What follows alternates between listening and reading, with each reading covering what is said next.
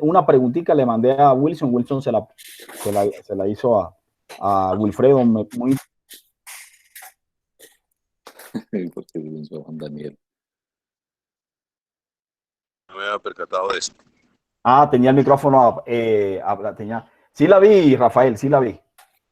Bueno. Pero por YouTube, la vi fue por YouTube. Pero estuve ahí atento. Bueno, Juan Daniel, permiso, son las 3 de la tarde. Si quieres, esperamos 5 minuticos que termine de entrar la gente, que ahí veo que está como entrando gente en este momento. Esperemos 5 minuticos para empezar. Ok. Listo, Wilson. Listo. Si quieres, si ya tienes la presentación ahí lista, si quieres, pues yo dejo de compartir y empieza a compartirla como para estar listos. Listo, ok. Sí, señor. ¿Listo? Sí. Colabórame y yo la comparto. Listo, ya dejé de compartir. Sí. ¿Ahí se ve? Sí, ahí se ve. Ok.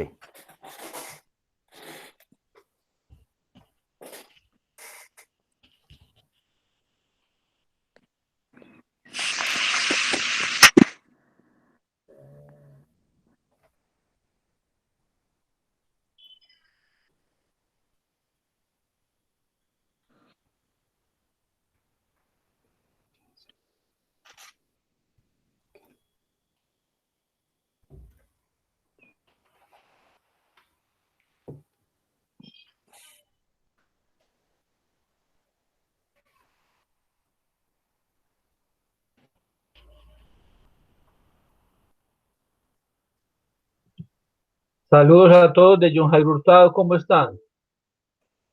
Buenas tardes, John. Buenas tardes, John Jairo. John Jairo, no tanto como usted. ¿Cómo está, ingeniero Hurtado? John Jairo, no tanto como usted, que siempre está en el tope, pero ahí vamos.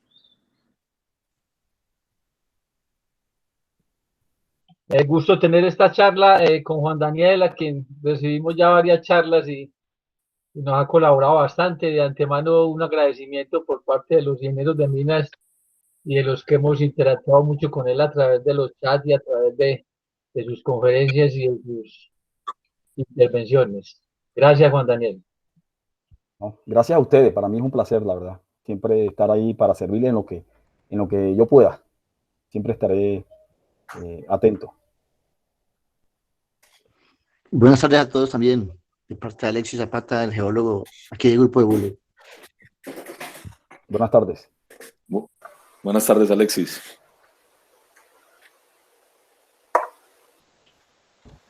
Saludos, Alexis. Por ahí está Julio Solano. ¿Estás bien ahí o sos de los protagonistas del proyecto Uriticá y va para adelante, no? Bueno, sí, pues estamos ahí, un granito de arena durante bastantes años de exploración prácticamente con las uñas, pero bueno, logramos verlo salir adelante, hermano.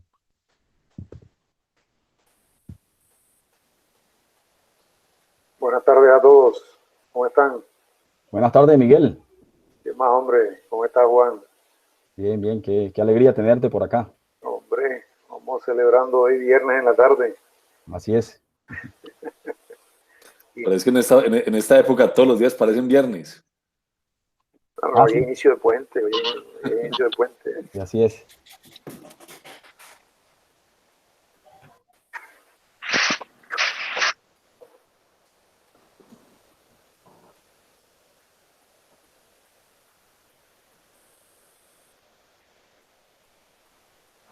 Sí tenemos buena asistencia. ¿Cómo vamos el que está coordinando este tema de la asistencia?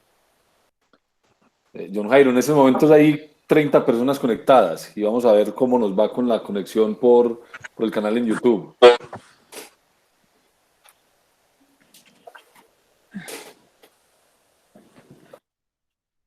Bueno, son las 3:05. Juan Daniel, ¿te parece que iniciemos? Sí, por mí no hay ningún inconveniente. Bueno. Si quieres arrancamos de una vez. Bueno, empecemos de una vez como para cumplir con la agenda. Bueno, pues primero que todo, buenas tardes a todos. Les habla Wilson Vélez, yo soy ingeniero geólogo y hago parte de la AIMC. De antemano, muchas gracias a todos por atender la invitación de la AIMC y especialmente pues a Juan Daniel por por aceptar hacernos esta presentación sobre la economía aplicada a los recursos naturales. Unas recomendaciones iniciales es que les agradecemos a todos tener los micrófonos en silencio y en lo posible las cámaras apagadas para que haya una mejor fluidez, una mayor fluidez en la transmisión. Igualmente, en un momento vamos a poner ahí en el chat un formulario en Google para unos datos, para saber pues un poco como las personas que nos acompañan y enviarles al final de la presentación el link a la transmisión. Bueno, ya para entrar en materia, Juan Daniel es un ingeniero geólogo de la Universidad Pedagógica y Tecnológica de Colombia, es magíster en minería de la Universidad de Chile en el 2018 y es especialista en evaluación geoestadística de yacimientos de la Universidad de Chile también. Tiene más de 18 años de experiencia en el sector metálico y mineroenergético. Es también columnista en economía y políticas públicas aplicada a los recursos naturales y colaborador en publicaciones sobre minería para periódicos de alcance nacional como El Espectador y algunas publicaciones de alcance regional. Juan Daniel tiene más de 12 años de experiencia como consultor para diferentes compañías mineras y es docente de pregrado y posgrado en diferentes universidades de Colombia, que eso era algo de lo que estábamos hablando ahorita antes de empezar la charla. Adicionalmente, también es Research Fellow in Mining Economics and Finance en el Sustainable Institute de Canadá. Bueno, ya con esa pequeña introducción de Juan Daniel, pues Juan Daniel, ya la cancha es suya. Ok, bueno, Wilson, ¿se ve la pantalla? Sí, Juan Daniel, la pantalla se ve bien. Ok, listo. Entonces comenzamos, yo tengo aquí las 3:11, si no estoy mal, 3:10 más o menos. Primero que todo, agradecerles por la invitación a la asociación, particularmente Rafael, John y Wilson, que estuvieron ahí, que me contactaron y como siempre he tratado de estar cerca de este tema y darle la bienvenida a los asistentes. La verdad que es grato de que saquen su tiempo, de su valioso tiempo, y más en esta época que hay muchas charlas, pero bueno, eso me complace. Bueno, en el día de hoy vamos a hablar unos conceptos de la charla. Se denomina Economía aplicada a los recursos naturales. Básicamente vamos a explorar un poco el contexto mundial. Voy a dar, la idea es un ejemplo o dos ejemplos de los 5 continentes, de cómo ellos han manejado este tema de los recursos naturales. Voy a hablar desde los minerales hasta los bosques.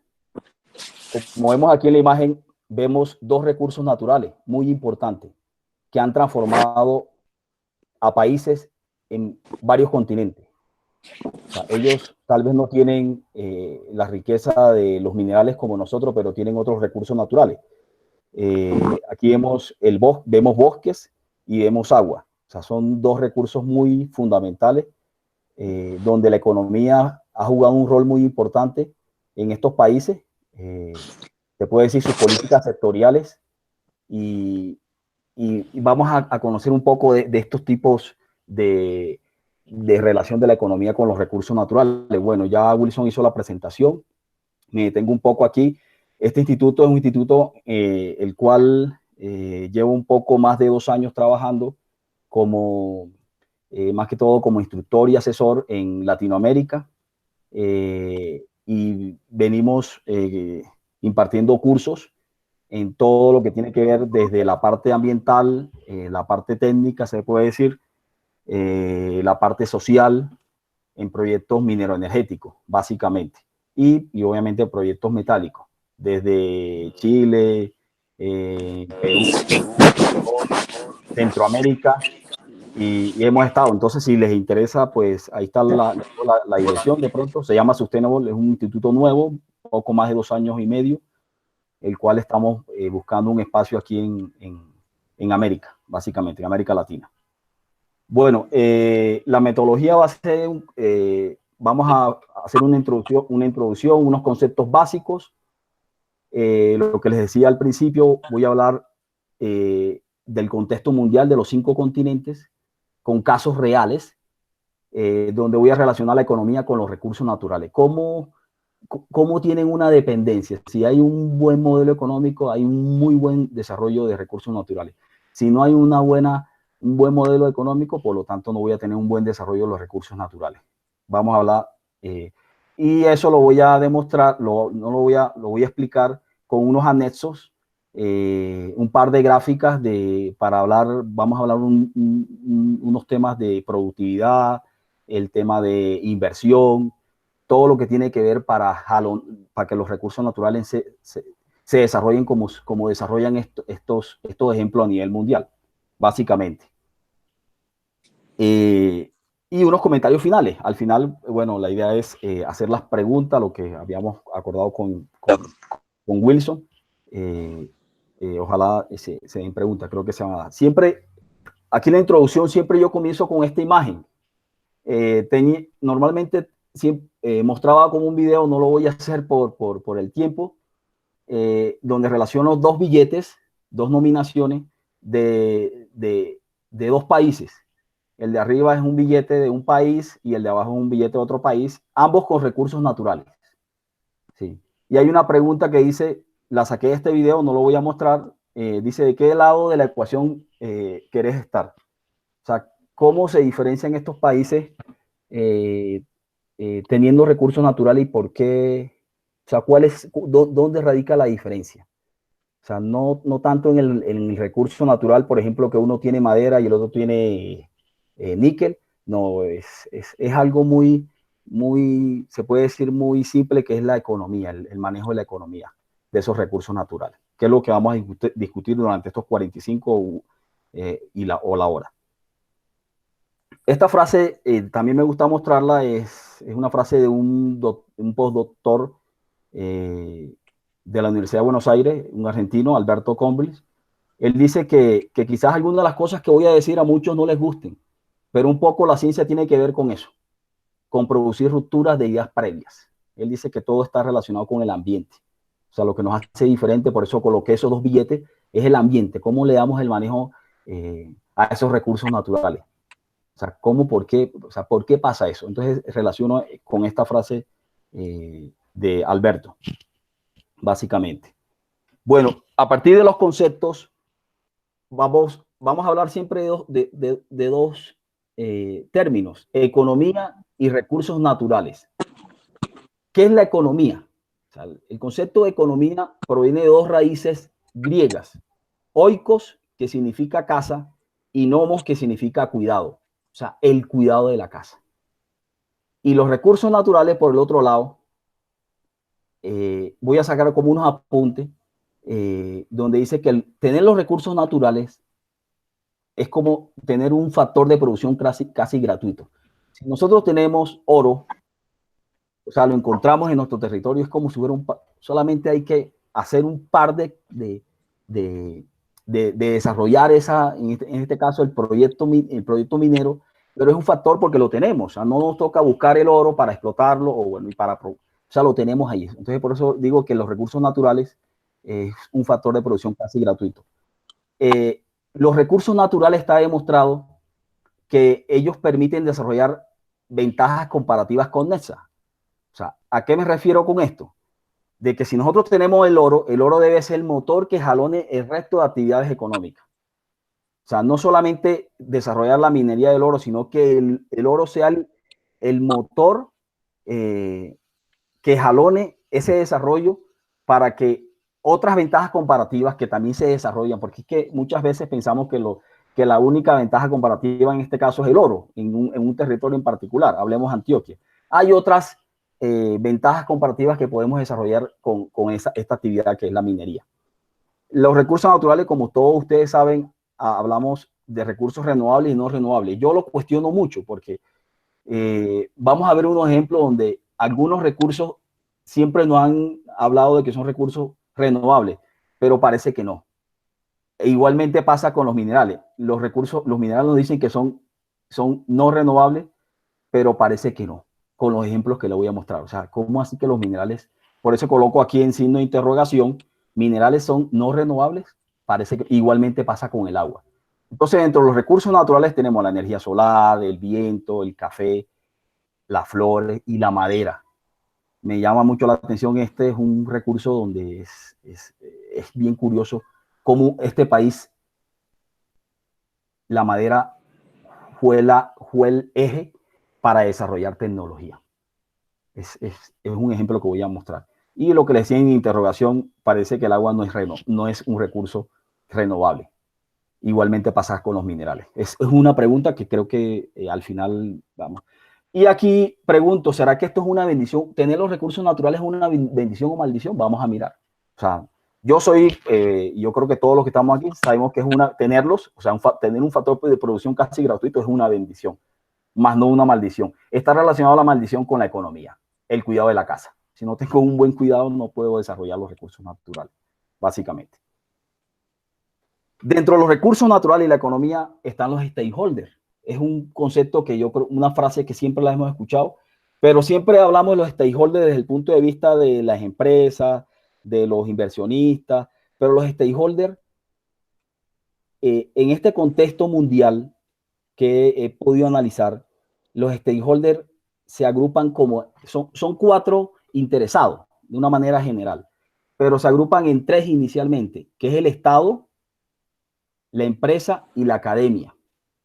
Entonces, ¿qué es lo que yo he podido entender de en estos 5 continentes desde el punto de vista de recursos naturales y de economía? Cuando hay un matrimonio, o sea, cuando hay una armonía entre el Estado, la empresa y la academia, esto genera unos hijos socialmente sanos, comunidad, o sea, la comunidad. Si esto no hay un engranaje entre el Estado, la empresa y la academia, por lo tanto no hay una comunidad sana. ¿Sí? Aquí hay un ejemplo reciente de un instituto de la Universidad de Chile, patentó una malla para los procesos de desalinización. Ustedes saben que Chile es un país que ha desarrollado mucho el tema de desalinización, lo que es la transformación del agua de origen continental, de origen oceánico, el mar, para usos industriales, usos domésticos, bueno, y así una serie.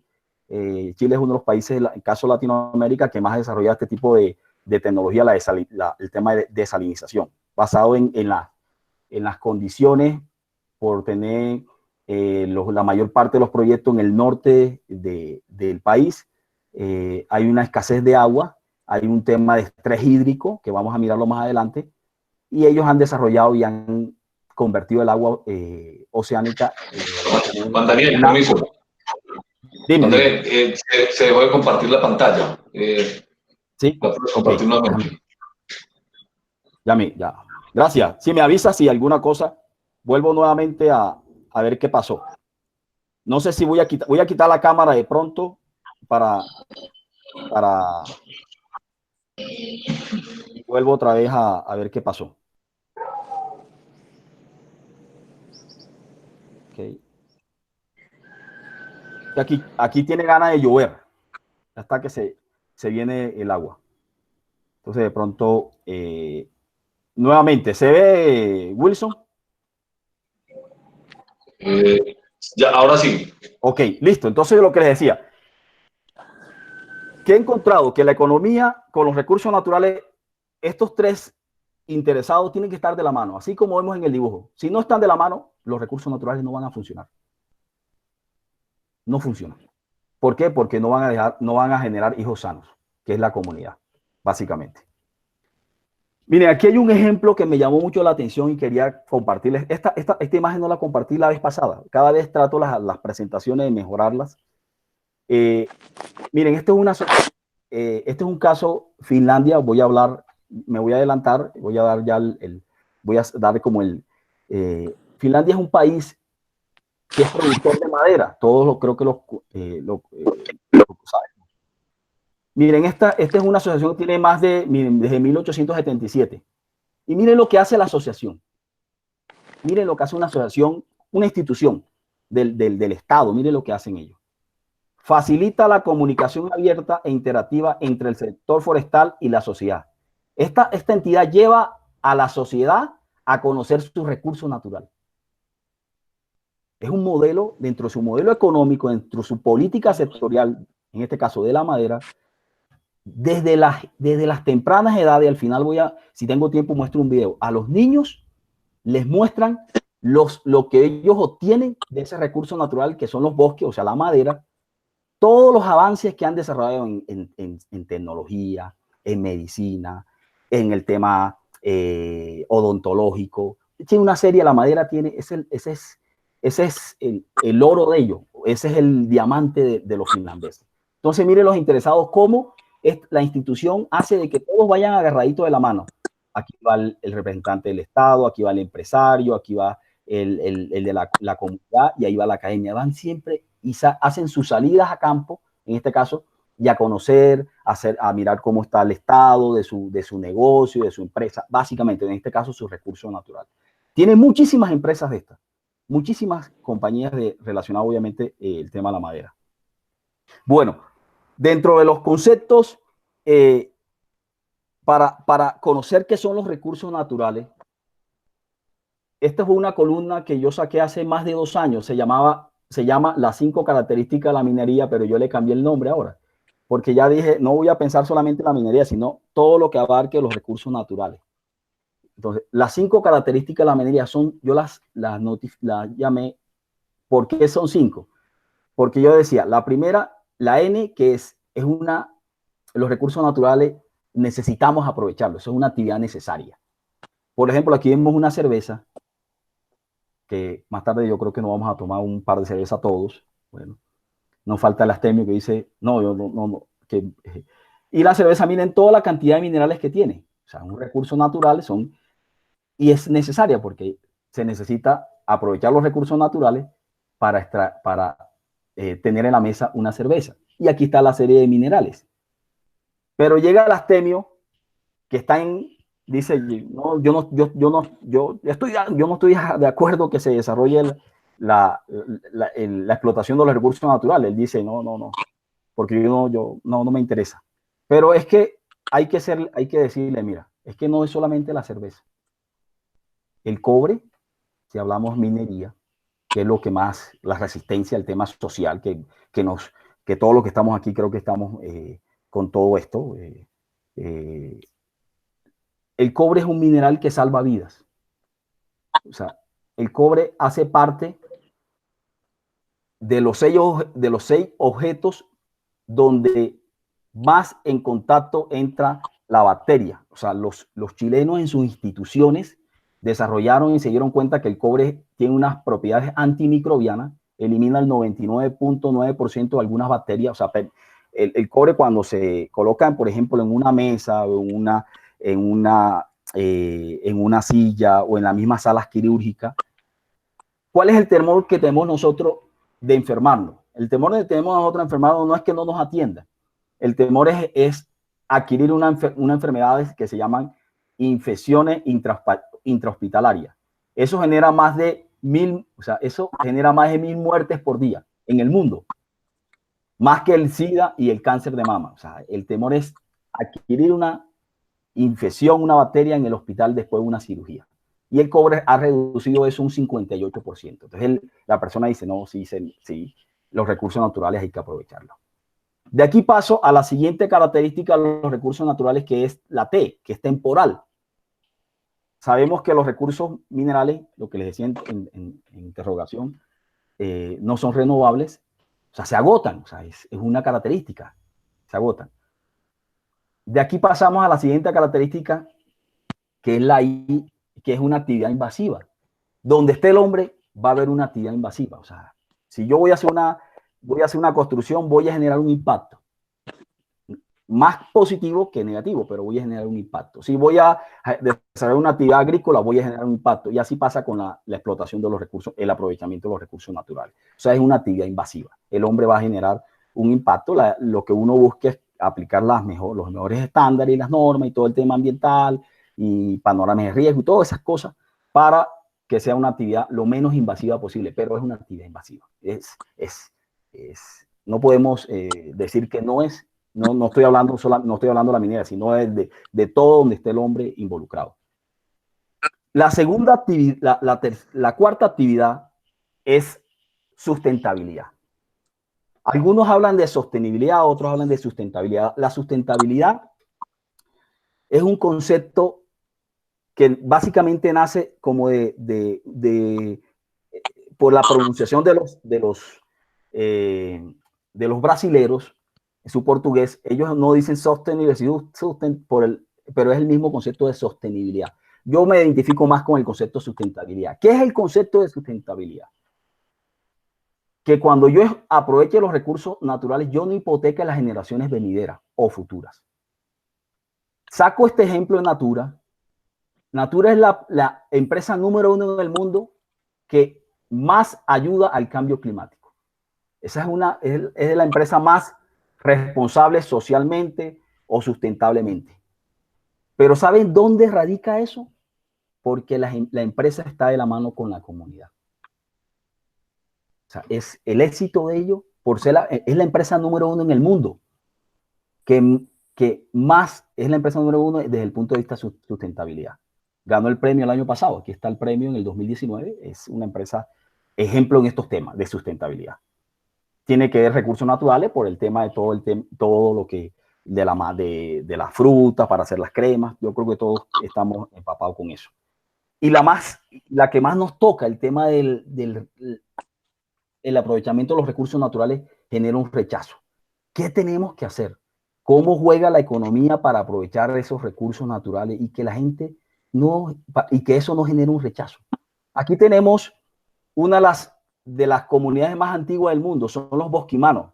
Eso queda en el sur de África. Ellos están ubicados en la reserva de Kalahari. Debajo de ellos, de sus pies, están los diamantes más importantes del mundo. ¿Qué tenemos que hacer para aprovechar esos diamantes? ¿Cómo se genera esa sinergia? ¿Cómo defino el modelo más adecuado para yo generar una sinergia, Estado, empresa, academia, para que esas comunidades estemos todos de la mano? Es una pregunta que le doy. Entonces, el rechazo es lo que más nos cuesta desde el punto de vista de los recursos naturales. ¿Qué debemos hacer? Este es un ejemplo de una presa, también del tema de rechazo, lo muestro. Yo creo que estamos familiarizados. Eso es una represa el año pasado, el 25 de enero del 2019. Ahí está la hora, 2:29, en plena hora de almuerzo. Falló una represa de relave, un tranque relave de la empresa Vale, y hubieron más de 350 muertos, si no estoy mal. ¿Sí? Y aquí vemos, miren, aquí vemos un cargador, aquí vemos ese video es impactante, donde se desplomó todo este polvo que se ve al fondo, fue el desplome de la represa en horas de almuerzo. Impresionante. Entonces, estas cosas, los recursos hay que aprovecharlos, pero hay que tener cuidado. Es el mensaje del tema del rechazo, que es la quinta característica, la que más nos cuesta. Ahora sí vamos a entrar al tema del contexto mundial. Casos reales. Vamos a hacer una relación entre la economía y el recurso natural en cada continente. Uno o dos ejemplos. Voy a tratar, creo que tengo dos ejemplos por cada en dos continentes tengo dos ejemplos, el resto un solo ejemplo. Voy a arrancar con este tema. África, el sur de África. Ciudad del Cabo. Ciudad del Cabo tiene un problema con el agua. Yo creo que ustedes han escuchado que es una ciudad que está cerca de quedarse sin agua. Y uno dice, miren, Sudáfrica es un país muy parecido al nuestro, con recursos naturales, con el tamaño de la superficie. Miren, Sudáfrica es muy parecido a Colombia, con recursos naturales, el tamaño de la superficie, la población. Ellos tienen un poco más nosotros tenemos 50 millones, tienen alrededor de 60 millones, pero muy parecido.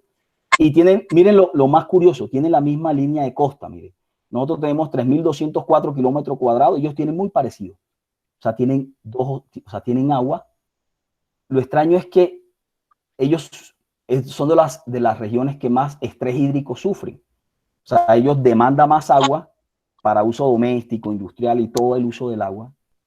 Y lo extraño es que muy poco se aprovecha el tema de la desalinización. O sea, dentro de las políticas públicas de ellos, el tema de gestión integral del agua, desde todo para todo, no entiendo por qué pasa eso en un país que Israel lo tiene ahí cerca. Israel está acá arriba, que es el pionero en el mundo en tema de desalinización. También Israel es un país también que sufre mucho con el agua, con un recurso natural.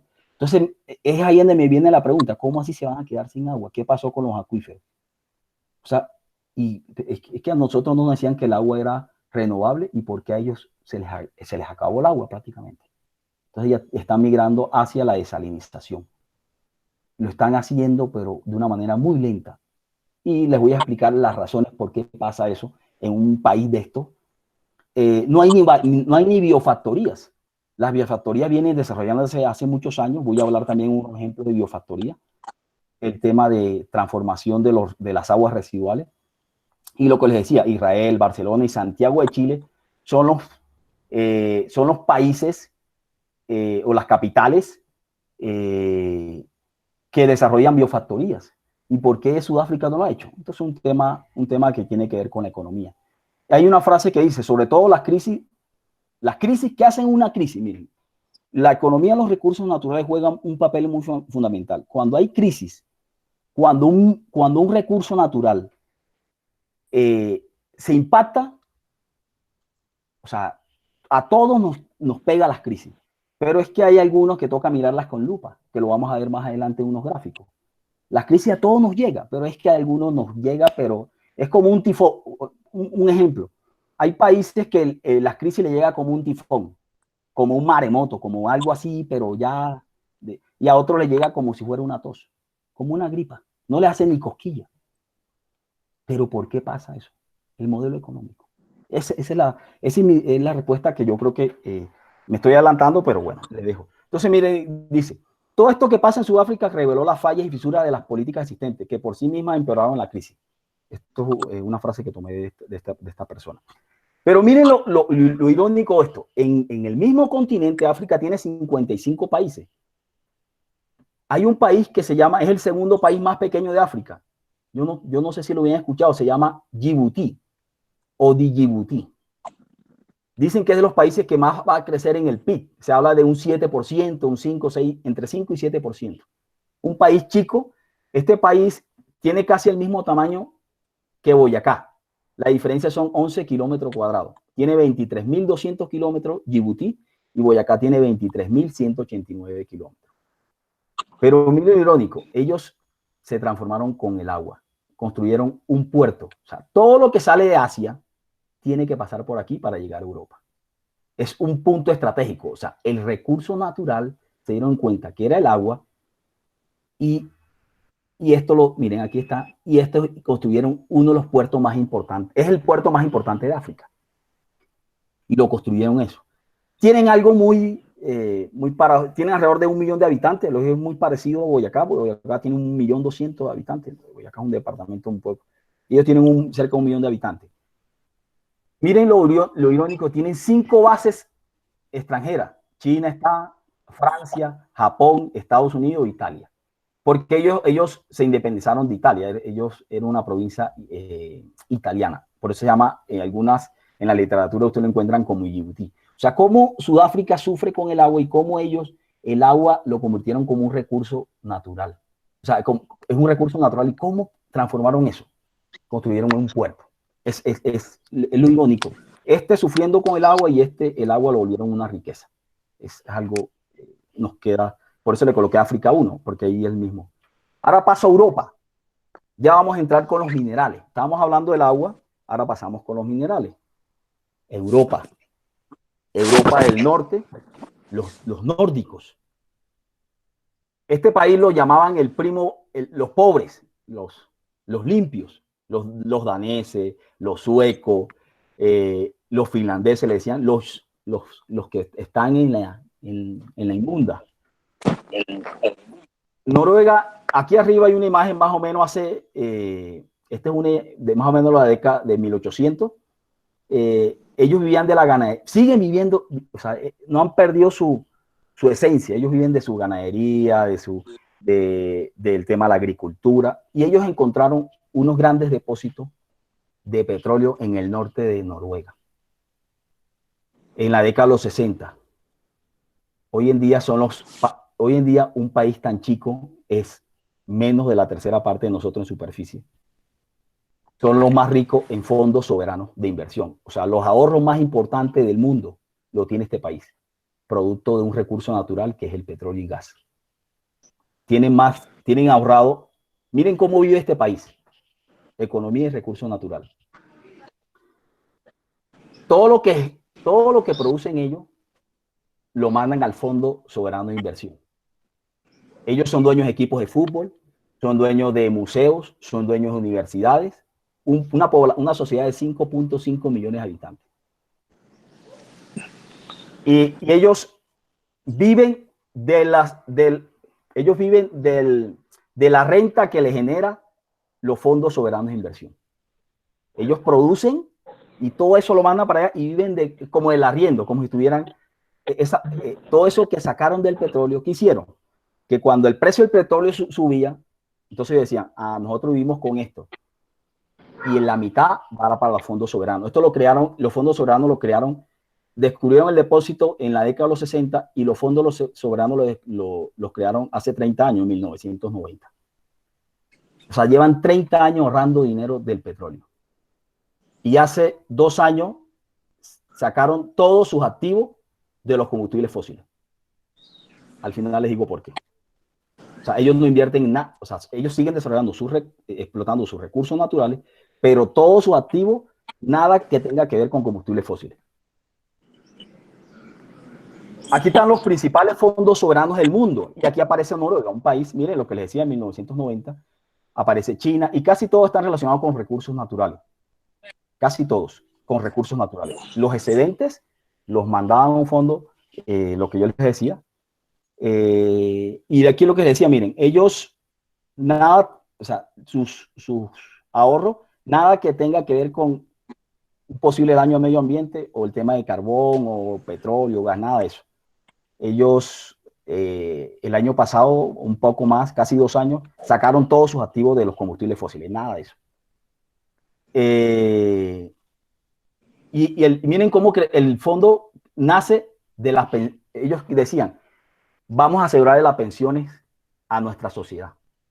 El fondo nace para asegurarle las pensiones, el pago de las pensiones de sus trabajadores. De ahí nace, por eso se llama un fondo global de la pensión del gobierno, básicamente. O sea, asegurarle la pensión a sus trabajadores. Pero ya es un país de más de $1 billón ahorrados tienen ellos.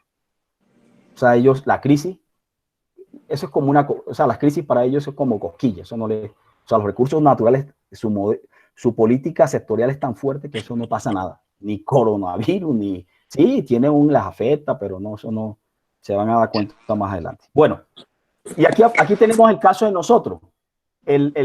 Latinoamérica, si hablamos un poquito, Chile es el país que más ahorro tiene en Latinoamérica. Chile también nació, el Fondo Soberano en Chile también nace inicialmente de pensiones, miren, en el 2006. O sea, hace 2006, 14, hace 24 años, los chilenos están ahorrando del cobre. Su empresa estatal, Codelco, cuando los precios del cobre subían, igual crearon un fondo soberano, tiene más de $25 mil millones ahorrados. ¿Que eso sirve para qué? Cuando hay una crisis y no se protege, no hay una política sectorial que proteja los recursos naturales, como hacen en otros países, sale al rescate de las sociedades. ¿Sí? 25 mil millones. ¿Cuánto tiene Colombia? Nosotros creamos nuestro fondo soberano en el 2011. Aquí está. Esto es reciente. Este es el más reciente. Colombia, aquí está Colombia, miren, 2011. Tenemos, bueno, no sé si existe, no, ahora con esta crisis yo creo que ya no la gastamos, 3.700 millones de dólares del petróleo. O sea, lo mismo, un fondo soberano, lo teníamos allá guardado. La idea era que se hubiera invertido en este tema de bienes raíces y todas estas cosas. ¿Qué hacen ellos? Compran las universidades. Noruega dicen que casi el 10% de las universidades del mundo, reconocidas en el mundo son de ellos, de los noruegos. De los hoteles, ellos compran hoteles frente a las universidades. Es algo que me llama mucho la atención. Ahora nos pasamos a Asia, tercer continente. Miren este país. Tiene 721,5 kilómetros cuadrados. Ellos se independizaron de los ingleses en el año 1964 y de Malasia en el 65, Singapur. Singapur hace 50 años era más pobre que nosotros. Hoy tienen el puerto de carga más grande del mundo. Es público, producto de un recurso natural, el agua, y les produce el 40% de la economía pública, de la economía nacional. Ese puerto les produce el 40%. El PIB, el per cápita de ellos es por encima de $60,000, 10, 12 veces mayor al de nosotros. Con un puerto se transformaron. Y es público. El 80% de la tierra en Singapur es pública, el 80%. Entonces, ¿qué hizo el puerto? jalonó un puerto de recurso natural, el modelo, la política sectorial jalonó, y ellos son los mayores fabricadores de la astillería, de barcos. La astillería del mundo, ellos son los fabricadores de barcos. No solamente un puerto, sino jalo. Por eso le decía, un recurso natural no debe quedarse en la explotación. Ah, no, el puerto sale la carga, no. Ellos comenzaron a desarrollar, no se quedaron como México en la maquila. México se quedó en la maquila y sigue en la maquila. Ellos aparte del puerto, comenzaron a desarrollar todo el encadenamiento que debe traer un recurso natural. No quedarse en lo primitivo, sacar el recurso y chao, lo vimos, se acabó porque es temporal. O sea, es uno de los mensajes. Asia. Nos pasamos a América, nuestro continente. Las biofactorías. Las biofactorías es tratamiento de las aguas residuales. Es un caso innovador de economía circular. Y para sorpresa, cuando encuentro esto, Chile es el país pionero en el mundo de biofactoría. Chile es el país que transforma el agua residual, ya 100% tratada, y nuevamente la revierte al tema agrícola, como recarga de acuíferos, generan energía, generan gas, o sea, le provisionan el 30% del gas de Santiago, de la capital, y el 25% de la energía de Santiago, con las famosas PETAR, que le llamamos aquí plantas de tratamiento residuales. Allá llaman planta de tratamiento de aguas servidas, allá le llaman servidas, nosotros residuales.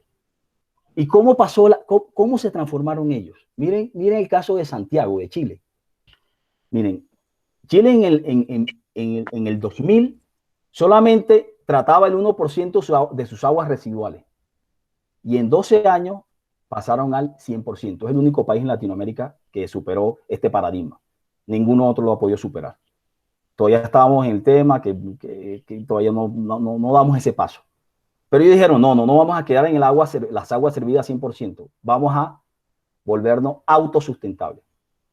En 5 años construyeron la primera biofactoría de América Latina y una de las más grandes y del mundo. Latinoamérica es, lo que decía Chile, es pionero en estas cosas y a nivel mundial. Ellos, además de tratarla, el agua la recirculan, le hacen todo el tratamiento, generan energía, gas, bueno, y una serie de cosas que usted no se imagina. Hay abonos para el tema agrícola, no, es un ejemplo de economía circular. Lo hicieron ¿en cuántos años? En 17 años. Es algo que me llamó la atención. Aquí está todo el proceso. 0 residuos, 0 energía, 0 impacto ambiental, meramente impacto positivo, imagínense. Una biofactoría, es algo, sí, todo el proceso.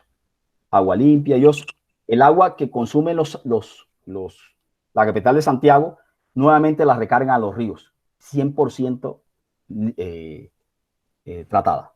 O sea que ellos no van a tener problemas de estrés hídrico al tema futuro, porque están recargando sus acuíferos. No lo que tiene Sudáfrica. Ahí comenzamos a mirar qué pasó con Sudáfrica. Barcelona es otro ejemplo también. Ya hablaba, Barcelona también construyó su biofactoría. Aquí está la estrella. Barcelona es una ciudad costera. Construyeron su biofactoría. ¿Y qué hacen con ello? Con todo el tratamiento de aguas residuales. Zonas de riego, para usos industriales. Protegen sus acuíferos. Es tanto, como es una ciudad costera y las ciudades costeras están muy amenazadas por el cambio climático, porque el mar, por todo el tema de la intrusión salina, va como ganándole terreno al continente. Ellos crearon un modelo de ingeniería donde con estas aguas residuales a presión construyeron como una barrera con el agua, y es un ejemplo de ingeniería para evitar de que el mar se les vaya introduciendo. Aquí dice, una barrera contra la intrusión salina. Todo con las aguas residuales. O sea, las aguas residuales es un recurso natural. O sea, es un recurso natural generado por el hombre. O sea, es un tema que ella dice, ellos se dieron cuenta de que hay un recurso y cómo se desarrolla con política sectorial, modelo económico. Por eso dice cambio de modelo. Bueno, nos pasamos para Oceanía, Nueva Zelanda y Australia. Australia, yo creo que todos un país minero, lo escuchamos. Yo le llamo el país 4 de 6. De las 6 empresas más importantes del mundo de minería, Australia tiene 4. O sea, los australianos no solamente se quedaron en la explotación de los recursos naturales, sino que construyeron empresas mineras de talla mundial. ¿Cómo lo hicieron? O sea, la esencia de ellos fue esto que se llama, yo saqué una columna, se llama royalty diferenciado. Esto no me lo inventé, esta es la política de ellos con sus recursos naturales. ¿Y qué es el royalty diferenciado? Es no solamente quedarse en que el recurso natural está ahí, sacarlo y enviarlo. Ellos dijeron que tenemos que irnos más allá. Esto lo hizo Nueva Zelanda y lo hizo Australia y lo han hecho muchos países, caso a los países asiáticos me lo hacen, pero quise mostrarles este ejemplo de royalty diferenciado. El royalty diferenciado es un ejemplo muy claro. Dice, si una barra de hierro tiene un valor de $5, si yo la llevo, entre más transformo la barra, ya vale de $5, pasa a $300,000. O sea, todos estamos hechos del mismo valor, pero todo se basa en cómo yo convierto ese recurso. Eso se llama royalty diferenciado. Ir más allá del producto primitivo, de sacarlo, soplarlo y exportarlo. No. Ellos dijeron, política de Estado. No sale nada de Australia si no se transforma. Y si lo quieres sacar, pagas más regalía. ¿Quieres seguir sacando cobre en concentrado? Pagas 50% de regalía. Pero si tú transformas el cobre en cátodos de cobre, pagas 10%. Es la manera de obligar a un país, a una empresa a industrializarse. Es la manera de absorber tecnología. ¿Y dónde está la razón de Australia? Y caso Nueva Zelanda con el tema de la leche, no me voy a... es un tema también, un caso de recurso natural también, que Australia tiene, de las 6 compañías más importantes del mundo, tiene 4. Y la desarrollaron con su minería. Tienen de las mejores facultades de minería y geología del mundo. Y eso lo hicieron porque jalonaron, la academia estaba, en ese matrimonio estaba ahí. Y fortalecieron, en este caso la minería fortaleció tanto la academia que tiene de las mejores instituciones de minería y todos lo sabemos, los que estamos aquí. Me regreso nuevamente a Europa con el concepto de oro verde. Finlandia, que lo mostré al principio. Finlandia, ellos tienen minería también, tienen unas grandes empresas en el tema metalúrgico, ellos son muy fuertes en todo este tema de procesamiento metalúrgico y toda esa transformación de metálicos y eso, pero la riqueza de ellos son los bosques. Pero ellos no se quedaron en cortar el árbol y exportarlo. Ellos están sacando su producto pero además de eso, a Finlandia llaman el país de la madera. O sea, la vida de ellos es la madera. A los niños tienen en sus programas educativos, le inyectan en el ADN que su recurso natural es la madera. Por eso que Finlandia siempre, si ustedes miran las cifras, las estadísticas del Instituto Fraser, que es el indicador, un instituto canadiense que mide los países como atractivo de inversión en minería y exploración, Finlandia siempre está en el top 5. ¿Cuándo la sociedad se les va a levantar a ellos para que no se desarrolle esta actividad, esta explotación de los recursos, en este caso recurso natural renovable? Porque desde niños los educan, el Estado se dedica a educar con sus instituciones, a educar a la gente, a amar a su recurso natural. Y ellos hoy en día no se quedaron en lo primitivo. Ellos tienen más de un país tan pequeño de 5.5 millones de habitantes, tiene más de 200 empresas mineras de talla internacional. Y yo creo que la hemos escuchado, Metso, empresas de talla internacional. Yo no voy a...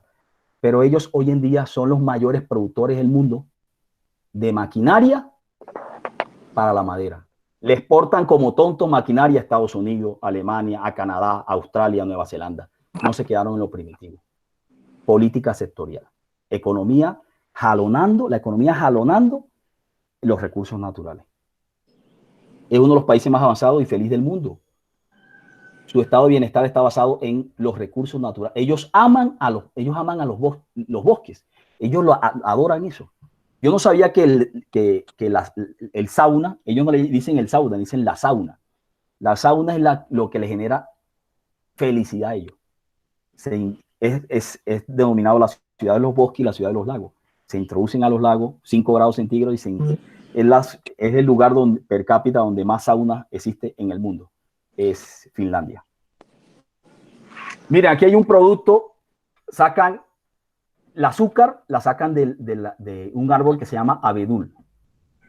El abedul sacan el azúcar y generan chicles que no producen, los chicles que combaten las caries. Y eso está difundido. Son exportadores de estos chicles y de productos de dulcería y todo eso basado en un subproducto de un árbol que se llama abedul. Sacan ese extracto que le llaman ellos xilitol. Y son exportadores de esto. Y, o sea, no solamente lo que decía, se quedaron en lo primitivo, sino que sacan. Los finlandeses se pasaron de la raya.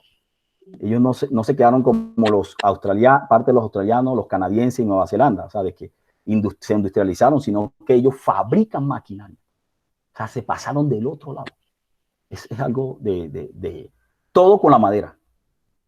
Todo con la madera. Aquí dice, mire, la venta de la madera, esta es otra empresa, esta tiene 161 años. Mesal y Lut tiene 160. Es algo bueno. Y miren, la educación forestal, lo que yo les decía. Educan a su gente.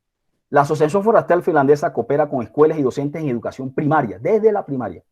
El objetivo de la cooperación es garantizar que todas las personas que viven en Finlandia tengan una comprensión y habilidades básicas sobre los bosques y los medios de vida, la cultura y la conservación relacionados. ¿Cuándo esa sociedad se le va a levantar a decirle que está en contra del aprovechamiento de los recursos naturales? ¿Saben cuándo? Nunca. Educan a su gente. Política sectorial. Economía. Estos son unos anexos. Yo creo que el tiempo me está jugando. Estos son unos anexos que querían como un par de cosas, pero yo creo que el tiempo está caminando. El modelo económico sueco. Suecia es un país nórdico también, y ellos tienen un modelo económico que le llaman el modelo elefante. Ellos lo llaman el modelo tailandés. Yo le llamé el modelo elefante. ¿Y cómo nace este modelo? Los suecos, miren, Suecia es un país que lo dominan 3 familias. A nosotros nos dominan 5, caso Colombia, igual que Chile. Pero ¿cómo es posible que este país con 3 familias, lo dominan 3 familias? Ellos aplican el modelo elefante. ¿Qué es el modelo elefante? Ellos permiten que las empresas hagan, entre comillas, lo que quieran, pero cuando recaudan el dinero, en el post fiscal, aplican el modelo elefante. ¿Y qué es el modelo elefante? El modelo elefante, cuando en la fiesta de Tailandia salen esos elefantes, y ya saben, cuando los elefantes van pasando, ya saben qué dejan. Entonces después pasan y barren. O sea, ellos barren porque después viene el desfile militar. Así hace Suecia. Dejan que las empresas hacen, entre comillas, ellos aplican royalty diferenciado, transforman sus materias primas antes de exportarlas. El que no, paga más regalías. Y en el post fiscal, ¿qué hacen? Los impuestos son progresivos. Las que más recaudan pagan más impuestos y las que menos impuestos. Es el modelo, le llaman el modelo tailandés o el modelo elefante, que yo le llamo. Entonces vamos a hablar un poquito de estos indicadores de una manera rápida. Miren, para sorpresa, cuando yo miré Sudáfrica, ¿por qué Sudáfrica está sufriendo el agua? Mira, yo no sabía que Sudáfrica es el país más desigualitario del mundo. El índice Gini es un indicador de la distribución de la riqueza. Aquí habla de 129 países, 2012. Miren, Sudáfrica, aquí arriba, Los tres países más desigualitarios del mundo están cerquita. Botsuana tiene diamantes, Namibia también tiene riqueza y Sudáfrica. Son los tres países más desigualitarios del mundo, mírenlos aquí. Y aquí están los nórdicos. Aquí están los nórdicos, por supuesto, lógico, los países menos desigualitarios del mundo. Y en rojo, todos los que están en rojo son América Latina. El país menos desigualitario del mundo, de América Latina, es Uruguay, según Gini. Si me paso a otro indicador que es de un chileno que prácticamente destronó al Gini, tenía más de un siglo, José Gabriel Palma, él hace el mismo análisis y se da cuenta de que Sudáfrica sigue siendo el país más desigualitario del mundo. Entonces dice, ¿cómo una política sectorial no ha tomado una decisión de tener la misma superficie costa como Colombia y no tienen plantas de tratamiento de desalinización? ¿Cómo no lo hacen? Porque es el país más desigualitario. O sea, miren, el 10% más rico de Sudáfrica, solamente voy a hablar de Sudáfrica, el 10% más rico de Sudáfrica gana 8.5 veces que el 40% más pobre. Es lo que explica eso. El 10% más rico de Sudáfrica gana 8.5 veces que el 40% más pobre de la población. Ahí está la desigualdad. Y la desigualdad genera ineficiencia. Los países que son desiguales son ineficientes. Eso está comprobado. La desigualdad genera ineficiencia. Es el peor mal de una sociedad, de un territorio.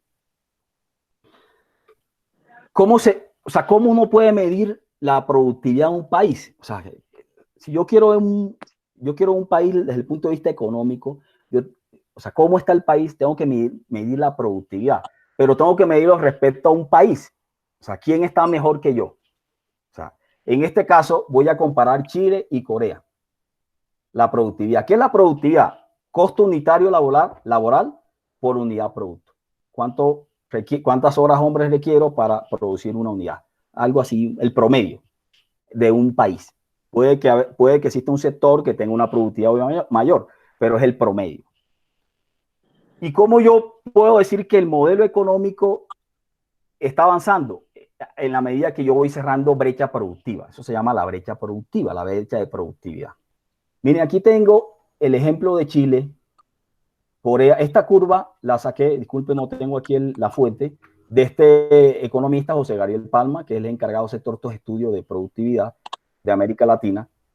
Y él dice, respecto a Estados Unidos, del año 50 hasta el 2019, reciente. La línea verde es Corea. Miren, Corea en el año 50, un trabajador coreano tenía 10% de la productividad de un trabajador americano. 10%. Y Chile, 42%. Y miren los coreanos, cuando dijeron vamos a ser productivos, comenzaron a ser productivos. Y miren, van para arriba. Hoy en día, en 70 años, en estos momentos son como 30% más productivos que Chile en 70 años. Y miren Chile, 42% en el año 50, 44, 45%, en 70 años solamente han subido 3%. Para sorpresa de todos, Chile es el único que se ha mantenido en Latinoamérica. El resto para abajo. Ahora vamos a ver las gráficas. Entonces miren, esto es lo que yo les decía, los recursos naturales deberían ser el mecanismo que sean como el escudo de nosotros. O sea, si tengo un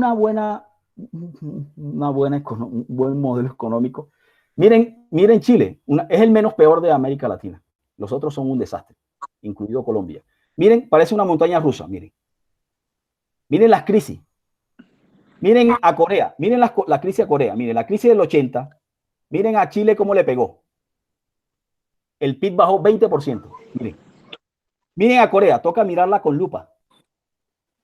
Porque los recursos naturales que ellos tienen, ellos aplican sus modelos, son tan eficientes que los blindan. O sea, ellos las crisis, lo que decía, hay que mirarlas con lupa. Aquí eso se ve a legua, miren cómo Chile es el único que, lo que digo, 42% en el año 50, en el 80, es lo que muestra, en el 80 fue cuando América Latina abandonó la manufactura. ¿Por qué Corea se desarrolló? Por la manufactura. Ellos todo lo transforman. Y lo que no se transforma genera todo esto. Si los recursos naturales no los transformamos, vamos a seguir en el mismo, la montaña rusa. Miren Corea. Y aquí está el resto de América Latina. Miren, Argentina era el país más productivo en la década de los 80. Tenía la productividad casi el 60% de un trabajador de Estados Unidos. Y miren dónde está hoy en día. 35%. Argentina. México, en los 80 también alta. No, estos países no se han podido recuperar, ni Argentina, ni México, ni Brasil, y mucho menos Colombia. Aquí está Colombia, miren. Nosotros tenemos la productividad respecto a Estados Unidos es 25%, la cuarta parte de un trabajador de Estados Unidos producimos nosotros, la cuarta parte. Los chilenos son, aquí está Chile, casi el 45%, o sea, son 20% más productivos que nosotros, son los más productivos de América Latina. Aquí está Chile, Uruguay, Costa Rica es un país que hay que revisar, son más productivos que nosotros, los costarricenses, sus recursos naturales, no tienen minerales, pero tienen otros recursos naturales. Y aquí están, miren todos los que van chorro arriba. Singapur, miren Singapur. Singapur en el 60, cuando Singapur, miren. Hoy en día los singapurenses son 35% más productivos que los americanos. El reciente reporte muestra de que Singapur es el país más competitivo del mundo. El puerto público jalonó muchas cosas. Y aquí están todos los países asiáticos, todos van chorro arriba, modelo económico.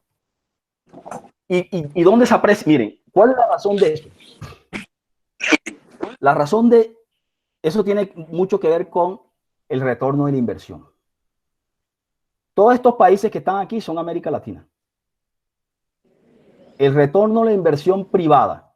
O sea, si tú te ganas un peso, la empresa privada gana un peso, y si no hay un Estado que condicione a que retorne ese dinero como inversión, mire, menos de esto del 80, 2010, perdón, hace 10 años. Hoy en día los países latinos invierten menos del 25% de las ganancias, se puede decir así.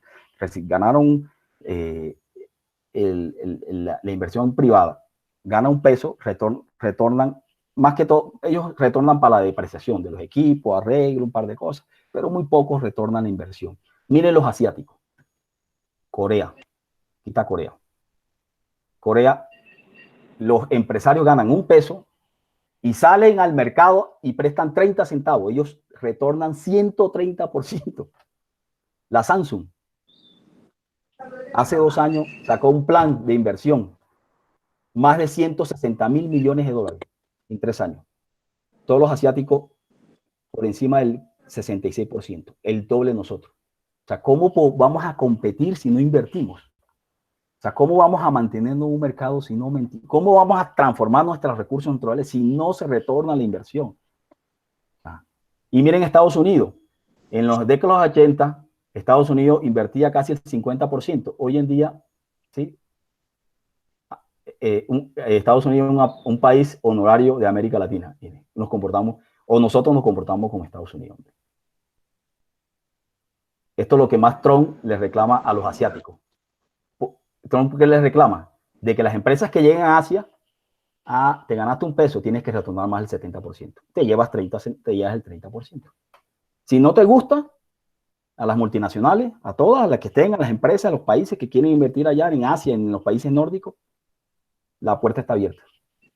Pero es injusto que te ganes un peso y vas a retornar 20 centavos, 15 centavos, y el resto se te da por tu bolsillo, ¿no? Ninguna economía se sostiene así. Bueno, me pasa. El tema de la inversión por trabajador también es una locura. Estos países invierten 10, 12, 15 veces más que nosotros en México, Sudáfrica. Aquí estamos, Sudáfrica. Bueno, el que más invierte, Chile por trabajador, la línea roja. Chile, China y Corea. Bueno. Miren esto, este gráfico me llamó mucho la atención. El crecimiento del empleo y productividad. Creo que ya con este cierro. Este gráfico tiene en el eje de las abscisas tiene el crecimiento del empleo. Y en el eje de las ordenadas tiene el crecimiento de la productividad. Esto se divide en 4 cuadrantes. La línea vertical es el promedio mundial del crecimiento del empleo, más o menos 1,7. Y el crecimiento de la productividad mundial, más o menos 1,7, 1,8. Son muy parecidos. Qué casualidad, pero son muy parecidos. O sea, el PIB crece más o menos 3,3%.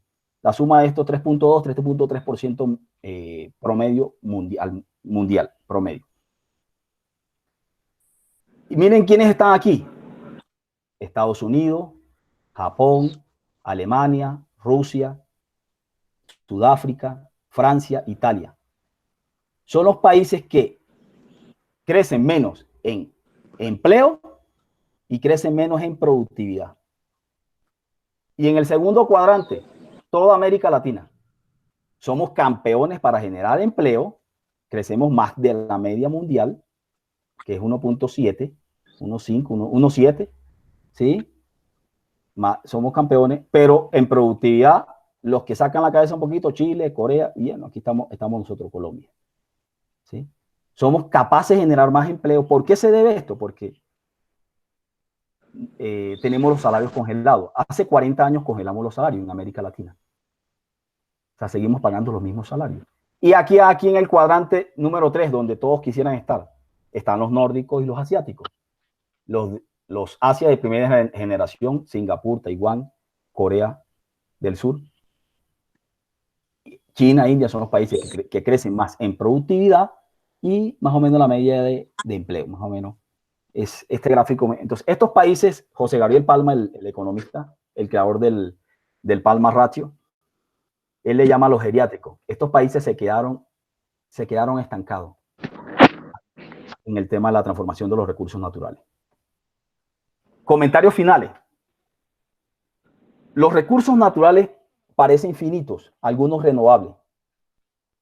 Caso del agua con el estrés hídrico, un tema que vivimos todo por el cambio climático, el colapso climático, donde impacta muchos lugares en el mundo. Lo vimos con África, caso 1, Ciudad del Cabo.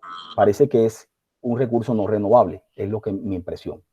Colombia con sus recursos naturales tiene dos opciones. Nosotros tenemos dos opciones. O aplicamos el modelo coreano, que es el premercado. ¿Qué hacen los coreanos? ¿Transformas o transformas las materias, los recursos naturales? O sea, royalty diferenciado. O aplicamos el modelo elefante. ¿Qué es el modelo elefante? Dejemos que las empresas hagan lo que quieran con los recursos naturales, pero le aplicamos políticas fiscales progresivas. El que más gana, más aporta. Eso pasa con Suecia. O mezclar los dos. Algunos mezclan los dos. Premercado antes de salir al mercado o post fiscal después de la adquisición de los. Yo recomendaría, pues, hacer royalty diferenciado, o sea, transformar el oro, transformar el cobre en cátodos, es bien complejo. No veo un modelo coreano a corto plazo en Colombia, no lo veo. Pero bueno, veo más el elefante. Políticas progresivas. Políticas post-fiscal progresivas, impositivas. Eso lo hace el modelo sueco. La opción más inmediata, la que le dije, el modelo elefante o el modelo tailandés. Finalmente, los recursos naturales. El nicho de nosotros está en la no industrialización de los recursos naturales. Ahí está nuestra. Vamos a dar un solo ejemplo. Esmeralda hay en 3 lugares en el mundo, o 4. Siempre se habla que tenemos las mejores esmeraldas del mundo.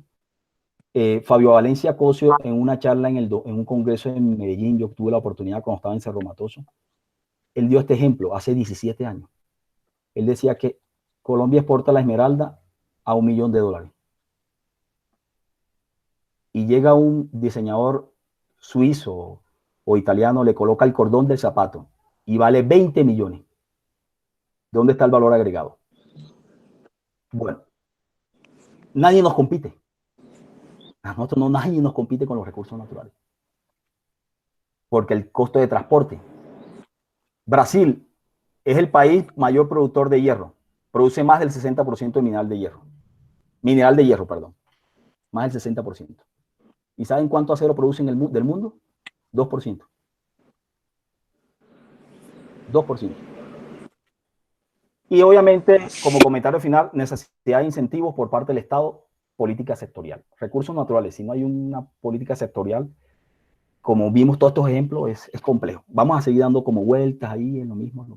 Vamos a tener llegó el coronavirus, un carrusel, una montaña rusa. Llegó una crisis asiática, otra vez una montaña rusa. Ok. Y esta es una frase para cerrar de Guillermo Perry, fue ministro de Hacienda, que en paz descanse. Yo termino y dice, ¿ustedes creen que ganarse la lotería sea bueno o malo? Ahí les dejo como la pregunta, pues cada quien tomará con todo esto. Pues para mí es bueno, si no tengo una política sectorial es mala, pero es buena. Bueno, es lo que en una charla que escuché una vez a Guillermo Perry, de esa en YouTube. Y dos frases. Presente, José Gabriel Palma. Ha sido como mi tutor en tema de economía para aprovechar los recursos naturales. Él dice que los analfabetas del siglo XXI no son aquellos que no saben leer o escribir, ni aquellos que no saben aprender, sino aquellos incapaces de desaprender y reaprender. Y una frase, he estado yo como, siempre le escribo en mis columnas, bueno, yo digo que los transformadores de sociedades no son aquellos que se dedican a administrar y gestionar. Yo digo que eso es cosa del pasado. Todavía en pleno siglo XXI, y los dirigentes, en el caso territorios, dicen, yo soy buen administrador porque me llegó un peso y lo supe distribuir. Y soy buen gestionador porque voy a la Casa de Nariño, yo le llamo a mendigar, porque no son capaces de aprovechar los recursos naturales que tenemos nosotros. Para mí los transformadores son los que son capaces de generar riqueza financiera autosustentable. Muchas gracias. Buenas tardes a todos. Muchas gracias, Juan Daniel, por la presentación, muy ilustrativa, creo que muy enriquecedora. Vamos a abrir el espacio a las preguntas. Voy a empezar a mirar acá en el chat qué preguntas hay. Hay una primera de John Jairo Hurtado y te pregunta, Juan, ¿cuál es tu propuesta para dar el cambio y poder crecer en productividad? Bueno, nosotros, John, gracias por la pregunta, John, y la asistencia. Mire, si nosotros nos regresamos al gráfico de productividad para cerrar brecha productiva, vemos que en los 80, ¿qué pasó en los 80 en toda América Latina? Abandonamos la manufactura. La manufactura es el único camino que puede aumentar la productividad. ¿Y cómo se adquiere eso? Aplicando royalty diferenciado. Nosotros no nos podemos quedar en lo primitivo. Vamos a seguir exportando concentrado, vamos a seguir exportando sin transformación. O sea, la manufactura es la que jalona la productividad, porque comienza a desarrollarse un encadenamiento productivo que yo lo comentaba. Entonces, es lo único que conecta. Nosotros abandonamos la manufactura. ¿Qué pasó en los 80? Estados Unidos comenzó a mandarle como locos a los asiáticos para que ensamblaran computadores. De tantas cosas, voy a hablar de los computadores. Y los asiáticos no fueron tan tontos como los mexicanos, que se quedaron en la maquila. Los asiáticos, ¿qué hicieron?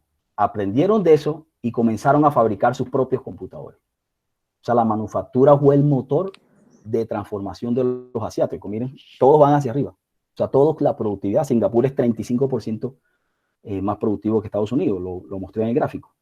Entonces, la manufactura es o sea, nosotros nuestros recursos naturales los tenemos. Tenemos que desarrollar manufactura, que él sea el jalonador con todo ese tema de la manufactura y que seamos nosotros, que no sea que vengan a prestarnos servicios, sino nosotros tenemos que transformar eso. Ok, ¿listo, John? Listo. Juan Daniel, yo quería como ahí, permiso, Sí. Wilson, también aportar algo de la productividad se mejora con la adecuación tecnológica, con avanzar en tecnología y en conocimiento de operaciones mineras. Nosotros no podemos seguir exportando coque o carbón metalúrgico, explotando las minas de la sabana cundiboyacense con los mal llamados skip de transmisiones de camiones, lo que llaman los mineros malacarros. Y tenemos tolvas de madera. Todavía muchas de las explotaciones que se realizan del carbón metalúrgico, de un gran potencial que tiene la sabana cundiboyacense y el norte de Santander. Sistemas eléctricos en la mina deficientes, que nos da la explosión de las minas, y hacemos cursos y hacemos todo para aprender sobre ventilación de minas. En la Facultad de Minas nos enseñaron el diseño de un circuito de ventilación, nos dijeron que tenemos que tener una entrada y una salida para que el circuito sea abierto. Bajo tierra solo se admite la ventilación forzada solamente para desarrollar la mina, para ubicar los paneles de explotación, pero no para explotar, para entrar y volver a salir con un bocaviento y hacer un circuito de ventilación con ventiladores centrífugos, con ventiladores axiales, con sistemas eléctricos óptimos. Pero tenemos los grandes comercializadores de carbón metalúrgico que la venden a las coquerías, y producimos un coque y se va para Europa y las minas explotan por falta de adecuación tecnológica, de equipos. Ingeniería hay, no hay voluntad política. Gracias. Ok, ahí para cerrar, John. Mira, el coque se produce en 3 partes, 4, exagerado. Todo el coque que producimos va para el Asia, porque el Asia es el mayor comprador de coque de acá de Cundinamarca y Boyacá. Miren, y tenemos de vecino el mayor productor de mineral de hierro, que es Brasil. Miren, nosotros en fabricar acero no nos compiten ni los asiáticos, porque nos ahorramos los costos de transporte. O sea, nos quedamos en el coque, o sea, llegamos a un tope de productividad que ahí nos quedamos. Coque. O sea, el paso a seguir es producir acero.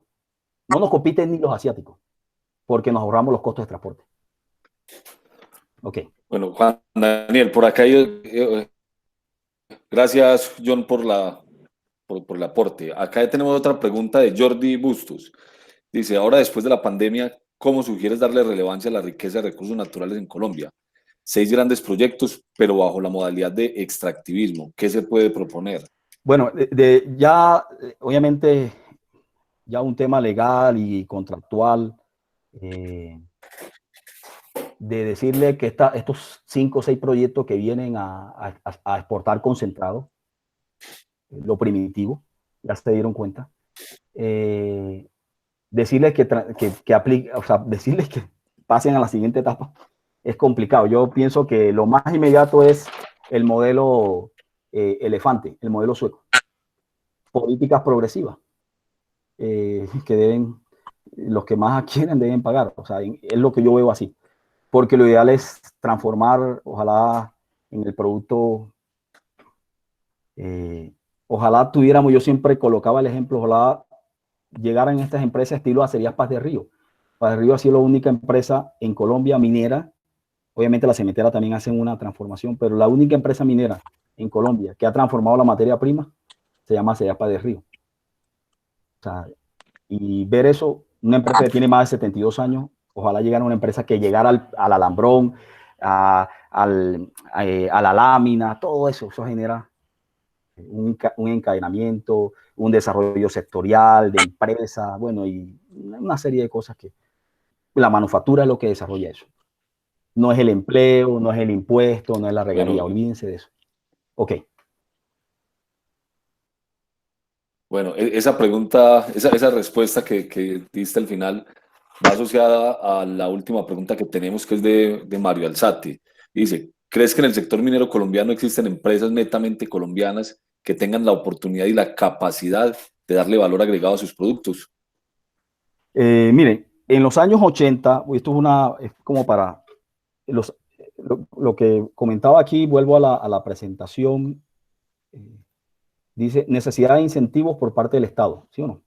En los años 80, la India, ellos eran felices. Miren, todas estas empresas también estaban dichosas, como las empresas aquí en Colombia, estaban felices de seguir en lo primitivo, en lo meramente primitivo.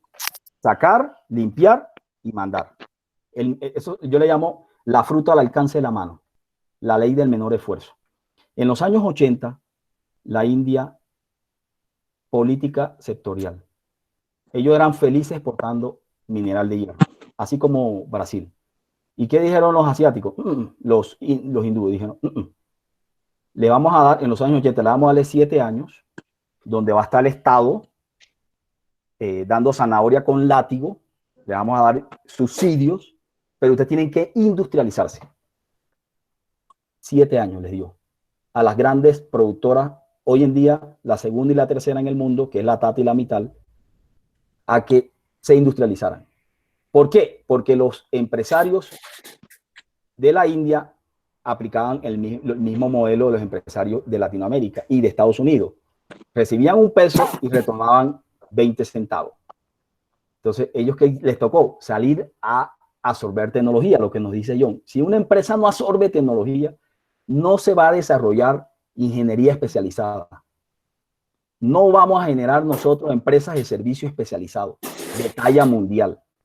La minería tiene que jalonar empresas de colombianas, pero la única manera es absorbiendo tecnología para generar empleo especializado. De lo contrario, no lo vamos a hacer. Y eso hicieron los hindúes. Hoy en día son la segunda y la tercera empresa más productora de acero en el mundo, la Tata y la Mittal. O sea, se necesita un Estado que acompañe y a un tiempo y que lo suelte, pero que la acompañe para que absorben tecnología. De lo contrario, no, vamos a seguir quedándonos ahí sacando el carboncito, mandándolo ahí como en el jueguito ahí, dando vueltas en el mismo círculo. Ok.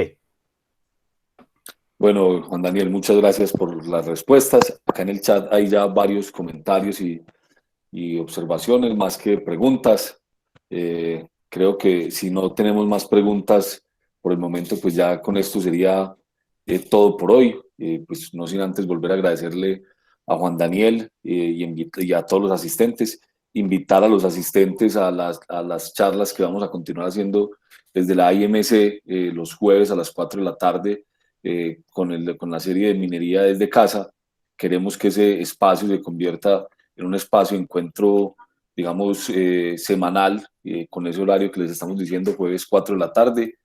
Parte de la idea con el formulario que les estamos solicitando que nos ayuden a diligenciar es para estarles transmitiendo la información de las próximas charlas que les vamos a estar invitando. Vamos a mirar la información que nos presentan ahí de las sugerencias de nuevos temas y con eso los vamos a